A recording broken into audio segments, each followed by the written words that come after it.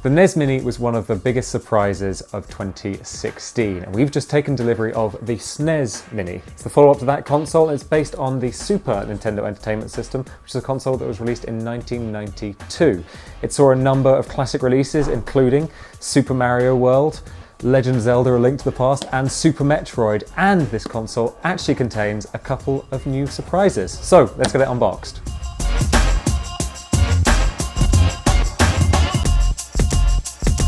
So as you can see, the box follows a very similar design to the NES Classic Mini's box. However, the key difference here is there are two controllers included as opposed to one. Annoyingly, the UK version of this doesn't include the AC adapter in the box, which is a little bit annoying, so you'll have to buy that separately. However, if you bought a mobile phone in the past 5 years, you will almost certainly have a power to USB adapter lying around somewhere. So let's get this thing opened up. Right, so in the box we have an operations manual. This is the first controller here. You can see that's there. That's got the two triggers there, and then the full A, B, X, Y, D-pad, start and select there. Then second controller, much the same. Of course, HDMI cable, very nice that that was included.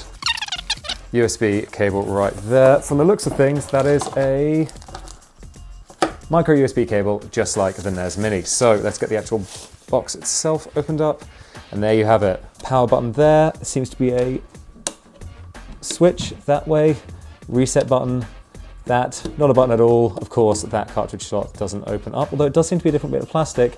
And on the front here, you've got the two controller ports. Around the back, of course, you've got an HDMI port there and micro USB for power. So, very simple, but you get everything you need in the box minus the AC adapter in the UK version. Right, so first off, we have got the actual console itself. Now you can see on the left-hand side, we've got this power switch that flips up and down to turn the console on and off. And on the other side, we've got this reset button. Now with the NES Mini, you used to have to press the reset button in order to reach the main menu. I haven't actually had a chance to play with this one yet, so I'm not quite sure if this one works the same way. However, I wouldn't be surprised if it did. Around the back, you've got an HDMI port and a micro USB port for power.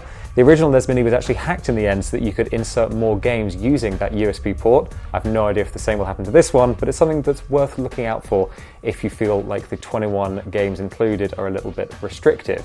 Now, around the front, it gets a little bit interesting. These two controller ports are actually just modeled after the original controller ports. In order to plug in your controllers, you're going to need to take this and flip it downwards, and that reveals the controller port, which then the controllers can simply plug into, like so. So that's the console itself. Now I'm going to talk a little bit about the controllers. Now the biggest criticism everyone had of the NES Mini was that the controllers had a very, very short controller cable. These ones, it's still not the longest controller in the world, but it's definitely better. I'd say that's about 1.5 meters. That's not going to get across the longest living rooms. It's not going to be comparable to like the range you get on a wireless controller, but it should mean that you won't have to sit in the middle of your living room just to plug in and use your controller.